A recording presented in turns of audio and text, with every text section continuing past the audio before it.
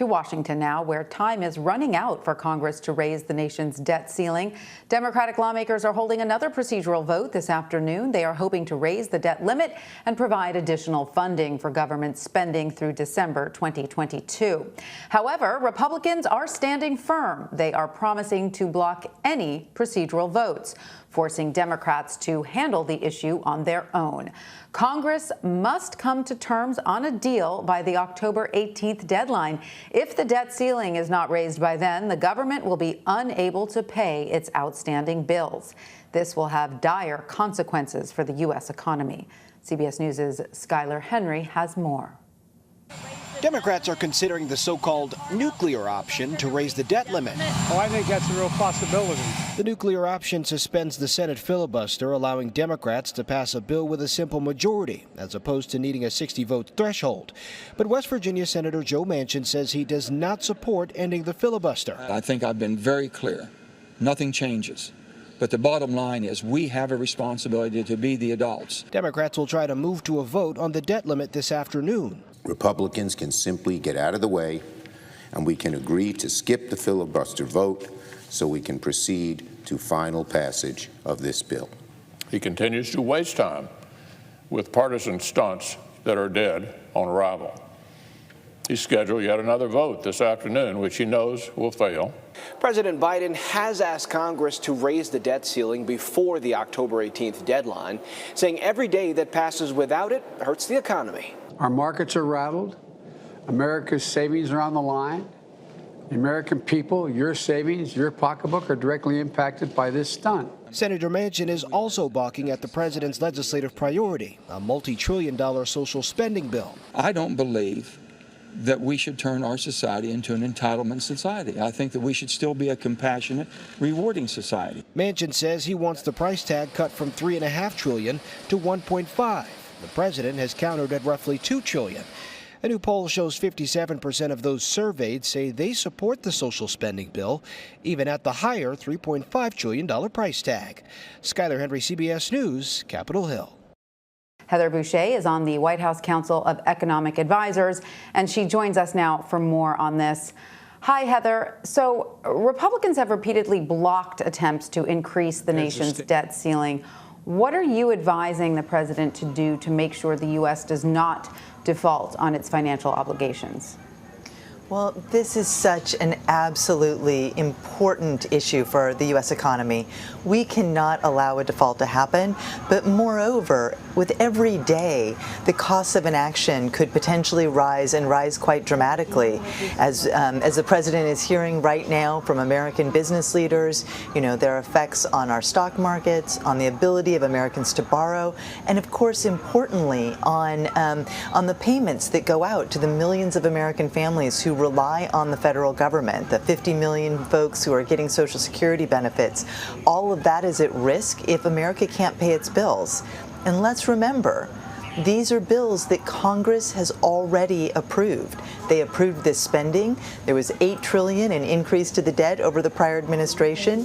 This money, this increase in the debt limit allows us to pay bills that we've already incurred. And so saying we're not going to pay those bills is not good for the U.S. economy. It signifies grave dangers for people believing in the full faith and credit of the United States. And it could lead to serious economic repercussions, including quite possibly a recession. Yeah, we did just hear from Jamie Dimon, CEO of J.P. Morgan Chase, saying that some of these repercussions are already unfolding as, lawyers rush to try to figure out what this means, as people try to put plans into place in case there is a default, which means that there are already, sort of repercussions. We know that the president is meeting with leaders from some of the nation's largest banks. What is he hoping to take away from these talks today? I think the core thing is to hear from American business leaders and to have a conversation about the importance of America paying its bills. And so hearing about the real world effects with their various communities. There's bankers, there's also the AARP and the Real Estate Association. So it's a wide range of American business leaders who have come together to talk to the president about their concerns if Congress fails to act. They, of course, have the opportunity to vote today to extend the debt limit. and move us beyond this crisis so we can focus on all of the other things that the government needs to do and American citizens need to do to keep the economy going. And Heather, the Treasury Department will run out of funding if this issue isn't resolved by October 18th. How is the White House preparing for the possibility of default? Well, I mean, first of all, we're focused 100% on making sure that that just doesn't happen. This, of course, has not happened before in U.S. history in this way, and so this would be new. And as you heard the business leaders talk about, this is already requiring the use of resources to make those action plans for what does happen. But if the Treasury runs out of money, just like if a business or a family does and is unable to pay its bills, they'll have to make incredibly tough choices about which bills to pay first. This is not a situation that we want to put one of the world's most important economies in. So it's really up to Congress to take action and, for the Republicans to allow the Democrats to vote on this so that we can make sure that America can pay its bills and so that we can protect the U.S. economy, American families, and American businesses.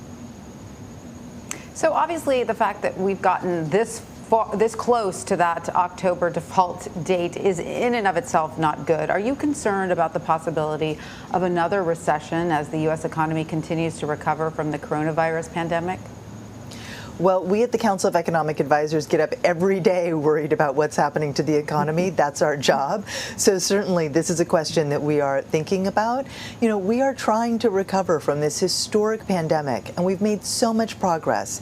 Started by getting those vaccines out, the American Rescue Plan that has pumped money into communities all across the country to help people weather this crisis and come out on the other side. But, this kind of self-imposed crisis, if the Senate is unable to come to terms with it today, this would make it that much more difficult. And as Secretary Yellen has said, it could quite possibly, very likely, lead to a recession because it will affect borrowing prices. It'll affect the ability of payments to go out. The federal government's got a lot of payments that they make, and so I'm very, very concerned about this, as should Americans in general. And that is why we need the Senate to act. We need Republicans to just get out of the way and let Leader Schumer and his folks fix this problem. Okay, to pivot just a bit, President Biden spoke with Democratic leaders earlier this week about his $3.5 trillion social spending plan. He says the plan could be cut by as much as half in order to pass through Congress. How did the White House get to this number, and where does the administration feel there is wiggle room to cut certain programs? Well, let's be very, very clear. The president all along has had two red lines that were really important to him. One is that inaction was not an option, so he put out this big, fulsome agenda designed to shore up American competitiveness, designed to make sure that families and businesses had what they needed to be able to be productive for decades to come, and to make sure that we're supporting American families with the high costs that they are experiencing and helping them with child care and access to help when their parents are aging and all of the things that are in these really important packages. Now, as Congress is debating it, it really is important that we follow through on getting this done. And the president has also made clear that his second bottom line was to make sure that we don't raise taxes on anyone making less than $400,000 a year, which is why this plan is actually, it costs zero because it can be fully paid for with taxes disproportionately at the very, very top of the income distribution, making sure that those at the top pay their fair share, that we undo the distortions that were caused by the 2017 Tax Cuts and Jobs Act that encouraged jobs to be shifted overseas and the like. And so I think the real question is, are we going to make these investments in the American people and American communities, and are we going to make sure that we pay for it by rewarding work and not wealth? All right. Well, Heather Boushey, member of the White House Council of Economic Advisors, thank you so much for joining us. We appreciate your time.